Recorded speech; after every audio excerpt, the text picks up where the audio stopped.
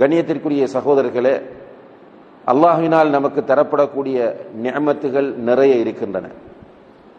وَإِن تَعُدُّوا نِعْمَةَ اللَّهِ لَا تُحْصُوهَا. அல்லாஹு தஆலா உங்களுக்கு தரக்கூடிய நிஅமத்துகளை நீங்கள் எண்ண ஆரம்பித்தால் உங்களால் எண்ணி முடிக்க முடியாது என்று அல்லாஹ் சொல்கிறான். அந்த அளவுக்கு நிறைய நிஅமத்துகளை அல்லாஹ் நமக்கு தந்திருக்கிறான். ஒவ்வொருவரும் அவரவருக்கு வழங்கப்பட்டிருக்கிற நிஅமத்தை ஒவ்வொரு கோணங்களிலே பார்த்து அந்த நிஅமத்துகளின் பெருமானங்களை மதிப்பிடக்கூடியவர்களாக இருக்கிறார்கள். உண்மையிலேயே ஒரு மனிதனுக்கு அல்லாஹ்வினால் கொடுக்கப்படுகிற மிகப்பெரிய நிஅமத் என்னவென்று கேட்டால் அவனுக்கு ஈமான் கிடைப்பதுதான். இந்த ஈமானை பெறுவதற்காக வேண்டி ஆரம்ப காலத்திலிருந்து மக்கள் நிறைய கஷ்டங்களையும் தியாகங்களையும் பட்டிருக்கிறார்கள் என்பதை வரலாற்றை படிக்கிற போது நாம் புரிந்து கொள்ள முடிகிறது. நபிகள் நாயகம் ஸல்லல்லாஹு அலைஹி வஸல்லம் அவர்களுடைய சமுதாயமாக இருந்தாலும் சரி, அதற்கு முன்னால் இருந்த சமுதாய மக்களாக இருந்தாலும் சரி, இந்த ஈமானை பெற்றுக்கொள்வதற்காக வேண்டி அவர்கள் நிறைய கஷ்டப்பட்டார்கள். அதனால்தான் மக்காவுடைய காலத்திலே சஹாபாக்கள் மிக கடுமையான கொடுமைகளுக்கு உட்படுத்தப்பட்டார்கள். குறிப்பாக ஹப்பாப் இப்னு அரத் ரலியல்லாஹு அன்ஹு அவர்கள் நெருப்பில் கட்டி தூக்கப்படுவார்கள். அந்த நெருப்பு அவர்களுடைய மேனியில் பட்டு சதை உருகி வடிகிற ஊனத்தினால் அந்த நெருப்பு அணையும். அந்த அளவுக்கு அவர்கள் வேதனை செய்யப்பட்டார்கள். அதுபோன்று Musab ibn Umair, Bilal ibn Rabah, Yasir, Ammar ibn Yasir, Sumayya, இப்படி நாம் நிறைய சஹாபாக்களை பார்க்க முடியும். இவ்வாறு கொடுமைப்படுத்தப்பட்ட ஹப்பாப் இப்னு அரத் ரலியல்லாஹு அன்ஹு அவர்கள் கொடுமை வேதனை தாங்க முடியாமல் அல்லாஹ்வுடைய தூதர் ஸல்லல்லாஹு அலைஹி வஸல்லம் அவர்களை தேடிச் செல்கிறார். நபி ஸல்லல்லாஹு அலைஹி வஸல்லம் அவர்கள் கஅபாவிலே, மக்காவிலே காபத்துல்லாவுக்கு பக்கத்தில் தன்னுடைய கையிலே கன்னத்தை வைத்துக் கொண்டு சாய்ந்து கொண்டிருக்கிறார்கள்.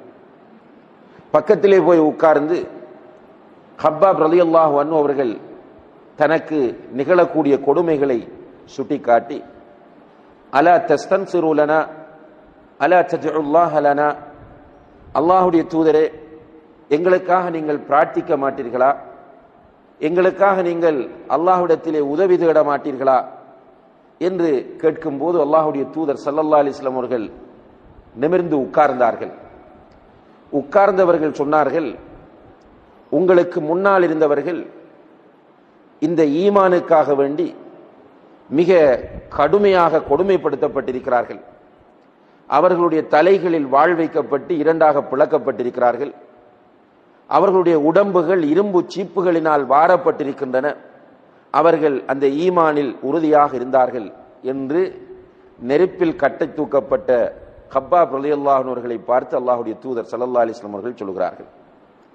உண்மையிலே இந்த ஈமானை பெறுவதற்காக வேண்டி அந்த மக்கள் பட்ட அந்த வரலாற்றை படிக்கிற எவருமே அழாமல் அந்த வரலாற்று புத்தகங்களை மூடி வைக்க முடியாது.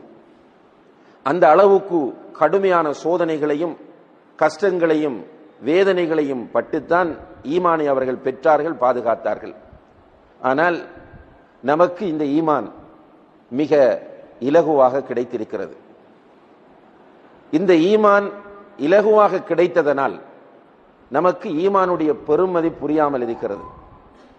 உண்மையிலே கண்ணியத்திற்குரிய சகோதரர்களே, ஈமான் குறையும் போது நாம் கவலைப்பட வேண்டும். அந்த குறையக்கூடிய ஈமானை அதிகரிக்க செய்வதற்கான வழிகளை தேட வேண்டும். நம்மிடத்தில் ஈமான் குறைகிறது என்று வருத்தப்படக்கூடிய கவலைப்படக்கூடிய நிலை நம்மிடத்திலே இருக்கிறதா என்று கேட்டால் என்று கிடையாது. உண்மையிலே நாம் வாழக்கூடிய சூழலை பொறுத்தவரையில் இந்த சூழல் நம்முடைய ஈமானை குறைக்க செய்யக்கூடிய சூழலாகவே இருந்து கொண்டிருக்கிறது. இந்த சூழலுக்குள் வாழக்கூடிய நாம் நாளுக்கு நாள் நம்முடைய ஈமான் குறைந்து கொண்டு போகிறது. அதை பற்றி எந்த விதமான கவலையும் இல்லாமல் இருந்து கொண்டிருக்கிறோம். இதனால் தான் ஈமானுக்கு இருக்கிற சுவை நமக்கு புரியாமல் போகிறது. நபிகள் நாயகம் ஸல்லல்லாஹு அலைஹி வஸல்லம் அவர்கள் ஈமானுக்கு தாம் இருக்கிறது என்று சொன்னார்கள். தாம் என்று சொன்னால் டேஸ்ட். ஈமானுக்கு தாம் இருக்கிறது. அதே போன்று ஈமானுக்கு ஹலாவத் இருக்கிறது. ஹலாவத் என்றால் ஸ்வீட்னஸ். இந்த ஈமானுடைய சுவை, ஈமானுடைய இனிமை நாம் புரிந்திருக்கிறோமா, அனுபவித்திருக்கிறோமா என்று கேட்டால் பெரும்பாலும் கிடையாது. கண்ணியத்திற்குரிய சகோதரர்களே, இந்த ஈமானை இந்த நிலையிலேயே நாம் வைத்திருக்க கூடாது.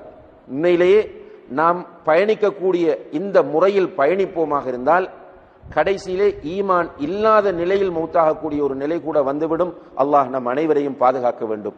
ஏனென்றால் நாம் வாழக்கூடிய காலம் ஃபித்னாக்கள் நிறைந்த ஒரு காலமாக இருந்து கொண்டிருக்கிறது. ஃபித்னா என்றால் நபிகள் நாயகம் ஸல்லல்லாஹு அலைஹி வஸல்லம் அவர்கள் முன்னறிவிப்பு செய்த நிறைய ஃபித்னாக்கள் இன்று நிகழ்ந்து கொண்டிருக்கின்றன. அப்படியான ஒரு காலத்திலே நாம் வாழ்ந்து கொண்டிருக்கிறோம். அந்த ஃபித்னாக்களின் உச்சகட்டமான நிலையை அல்லாஹ்வுடைய தூதர் ஸல்லல்லாஹு அலைஹி வஸல்லம் அவர்கள் சொல்லும்போது, யுஸ்பிஹு ரஜுலு முஃமினன், ஒரு மனிதன் காலையிலே எழுந்திருக்கும் போது மூமினாக எழுந்திருப்பான். வயும்சி காஃபிரா, மாலையை அடையும் போது அவன் காஃபிராக மாறிவிடுவான். யும்சி முஃமினன் வயுஸ்பிஹு காஃபிரா, மாலையிலே அவன் மூமினாக இருப்பான், காலை அடையும் போது காஃபிராக மாறிவிடுவான். யபீஉ தீனஹு பிஅர்தின் மினத் துன்யா. அல்லாஹு அக்பர். இந்த உலக லாபங்களுக்காக வேண்டி தன்னுடைய மார்க்கத்தை விற்பதற்கு அவன் தயாராகி விடுவான் என்று நபிகள் நாயகம் ஸல்லல்லாஹு அலைஹி வஸல்லம் அவர்கள் அந்த ஃபித்னாவின் உச்சகட்டத்தை சொல்லுகிறார்கள். உண்மையிலேயே இன்றைக்கு நிதர்சனமாக இதை நாம் நம்முடைய கண் முன்னால் பார்த்து கொண்டிருக்கிறோம். காலையிலே சில நேரங்களில் ஒரு நல்ல மனோநிலையோடு ஈமானிய உணர்வோடு எழுந்திருக்கிற மனிதன் மாலையிலே அவனை அறியாமலேயே குஃப்ரை அவன் சந்திக்கக்கூடிய நிலை வருகிறது. இந்த உலக லாபங்களுக்காக வேண்டி துனியாவிலே உள்ள பலன்களை அடைந்து கொள்வதற்காக மார்க்கத்தை சாதாரணமாக தூக்கி எறியக்கூடிய நிலை இன்று பரவலாக நம்முடைய வாழ்க்கையிலும் நம்முடைய சூழலிலும் நாம் அவதானிக்கக்கூடிய ஒரு நிலை இருந்து கொண்டிருக்கிறது. இப்படியான ஒரு பயங்கரமான சூழ்நிலையிலே நம்முடைய ஈமானை அதிகரிக்க செய்வதற்கான வழிகள் என்ன என்பதை தேட வேண்டிய பொறுப்பு நமக்கு இருக்கிறது. கண்ணியத்திற்குரிய சகோதரர்களே, இப்படியான ஆசையுள்ள மக்களும் இருக்கத்தான் செய்கிறார்கள். நம்முடைய ஈமான் அதிகரிக்க வேண்டும், அல்லாஹோடு நெருக்கம் கூட வேண்டும், ஈமானுடைய சுவையை நான் அனுபவிக்க வேண்டும், நான் மூமினாக வாழ்ந்து மூமினாக மரணிக்க வேண்டும் என்ற ஆசையுள்ள நிறைய மக்கள் இன்றைய காலத்திலும் வாழ்ந்து கொண்டிருக்கிறார்கள். அப்படியான மக்களுக்கு நிச்சயமாக இங்கே சொல்லப்படக்கூடிய செய்திகள் கண்டிப்பாக பிரயோசனம் அளிக்கும். அதாவது ஈமானை அதிகரிக்க செய்வதற்கான வழிகள் என்ன? நம்முடைய ஈமான் கூடும் குறையும் என்ற ஒரு கோட்பாட்டை நாம் ஏற்றுக்கொண்டிருக்கிறோம். குறைய விடக்கூடாது. ஈமானை குறைய விட்டுக் கொண்டிருப்போமாக இருந்தால் கடைசியிலே குஃப்ரில் போய் விழ வேண்டிய ஒரு நிலை ஏற்பட்டுவிடும். நிறைய பேர் என்ன நினைக்கிறோம் என்றால், தொழுகிறோம், ஏதோ நல்லமல்களை அவ்வப்போது செய்கிறோம், அல்ஹம்துலில்லாஹ் சொர்க்கம் போய் விடலாம் என்று. இல்லை சகோதரர்களே, ஈமான் குறைந்து கொண்டு வரும்போது படிப்படியாக குறைந்து இந்த ஃபித்னாவுடைய நிலையை அடைந்து கடைசியிலே காஃபிராக மாறக்கூடிய ஆபத்து அங்கே இருக்கிறது.